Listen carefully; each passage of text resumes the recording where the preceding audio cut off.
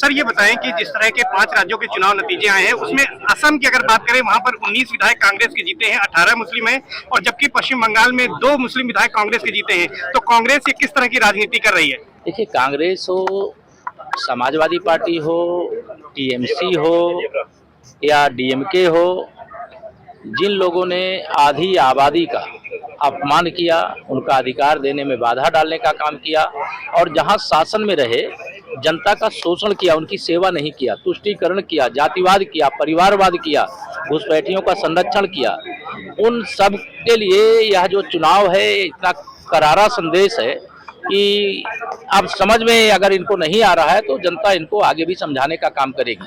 जहाँ तक कांग्रेस के केवल मुस्लिम विधायकों को जीतने की बात है, मैंने देखा नहीं, लेकिन अगर आप बता रहे हैं तो कांग्रेस मुस्लिम तुष्टीकरण की राजनीति करती है। उसे मुस्लिमों का वोट चाहिए, इस प्रकार का सत्ता में रह करके व्यवहार करती है, विपक्ष में रह करके व्यवहार करती है।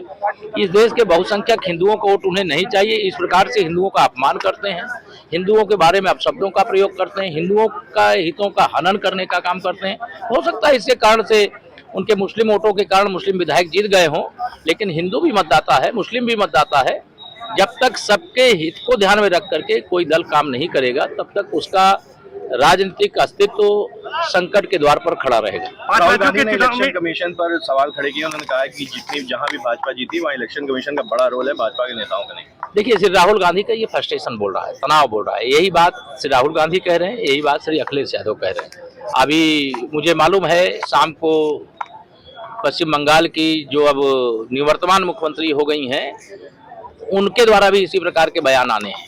लेकिन अगर हम चुनाव आयोग, SIR और केंद्रीय बलों के कारण से चुनाव जीतते तो तमिलनाडु में भी भाजपा की सरकार होती, केरल में भी भाजपा की सरकार होती।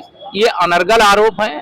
भारतीय जनता पार्टी सुशासन देती है, सेवा करती है, सबका साथ सबका विकास करती है, सबके साथ एक जैसा व्यवहार करती है और जनता अपने तराजू पे तौलती है कि कौन ईमानदारी से उनके लिए कह भी रहा है और कर भी रहा है और कौन बेईमानी के साथ कहे कुछ रहा है और कर कुछ रहा है। तो उसका हिसाब और किताब ये जनता कर रही है। प्रधानमंत्री जी ने कल राष्ट्रीय कार्यालय में ये बात साफ कही समाजवादी पार्टी पर हमला करते हुए कि जिस तरह से नारी बिल का जो है समाजवादी पार्टी ने विरोध किया था, आगे भी 2027 में समाजवादी पार्टी को महिलाएं सबक सिखाएंगी। निश्चित तौर से समाजवादी पार्टी के मुखिया श्री अखिलेश यादव जी और उनके जो समर्थक बिल में घुस गए, ऐसे बयान और ऐसे ट्वीट दे रहे हैं जिस ट्वीट को और बयान को देने के बाद जनता उन पर हंस रही है। लेकिन 2027 में समाजवादी पार्टी का उत्तर प्रदेश में सफा होना सुनिश्चित हो गया है। कल से वो सदमे में है। मैं उनसे कहूंगा सदमे में मत रहो, सैफ ही जाओ। 27 में जाने की जगह 26 में चले जाओ, अन्यथा 27 में जनता भेज देगी। अखिलेश यादव तो पश्चिम बंगाल के जनादेश को लेकर करें ये काला दिन है और ये लूट हुई है, सरकारी मशीनरी का दुरुपयोग हुआ है। मैं इसका जवाब दे चुका हूँ कि अगर सरकारी मशीनरी का दुरुपयोग होता तब तो भारतीय जनता पार्टी की सरकार तमिलनाडु में भी बनती और केरल में भी बनती।